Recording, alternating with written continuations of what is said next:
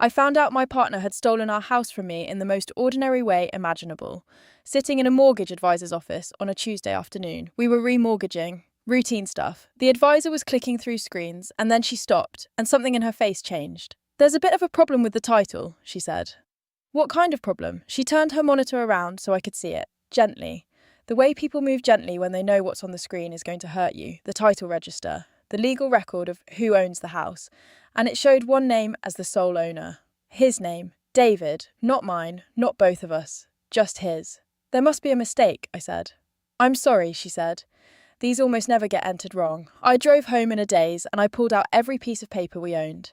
The original mortgage from 11 years ago.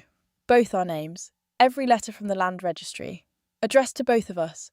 And the remortgage from 4 years back. At the bottom of a drawer. Both our names on page 1.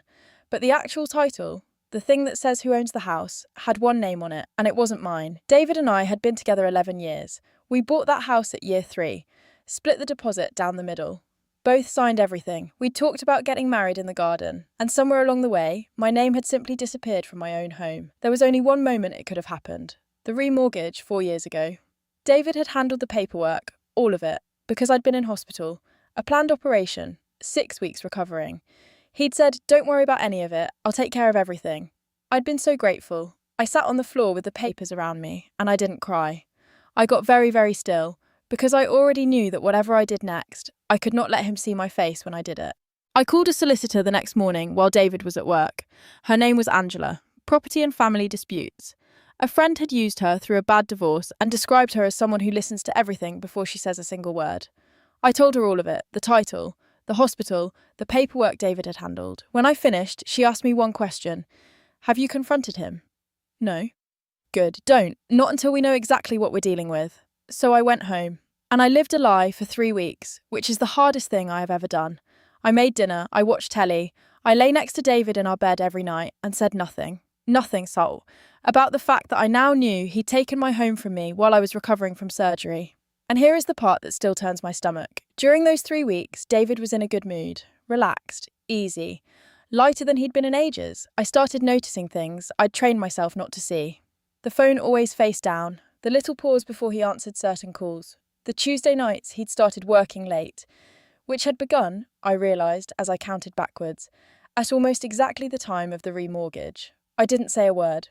I just watched and I stored it all away. Angela requested the documents, the title deeds, the remortgage file, the original conveyancing paperwork, and 2 weeks later she called me and said, "I need you to come in and I need you to look at something."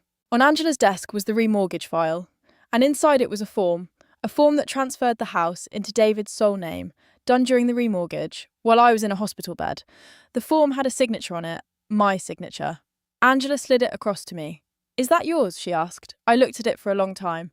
"No," I said, "that's not my signature." I'd never signed it. He'd needed my name to move the house, and I hadn't been there to give it, so someone had provided it for me. What came after was not quick. Nothing like this is. There was a police report. There was a civil claim. There were 2 years of my life spent in meetings, staying calm in rooms with David's solicitors, when calm was the last thing I felt. David's story, at first, was that I'd signed before I went into hospital and simply forgotten. He stuck to it because someone had told him it might hold. It did not hold. The dates were wrong. The evidence was clear, and eventually, the story collapsed under its own weight. The title was put back into both our names. The house was sold. The money was split. I took my half and I bought a flat. I chose it alone. I negotiated it alone. I signed every single page myself, with my own hand, watching my own pen. And on the day I moved in, I logged into the land registry and I looked at the title. One name, mine, only mine. I checked it twice. I still check it now and then, just to see it there. David faced the consequences of what he did. I won't give that part more space than it deserves, because I decided a while ago to stop letting him live in my head rent-free. He took enough from me without that. What I have now is a flat that's mine, a door that only my key opens, and a name on a register that no one can quietly erase. Trust people. But maybe check whose name is on the deeds while you're at it. Has someone ever betrayed you in a way you never saw coming? Drop it in the comments. And if you want more complete stories with no part 2s that never come, follow the page. New story every day.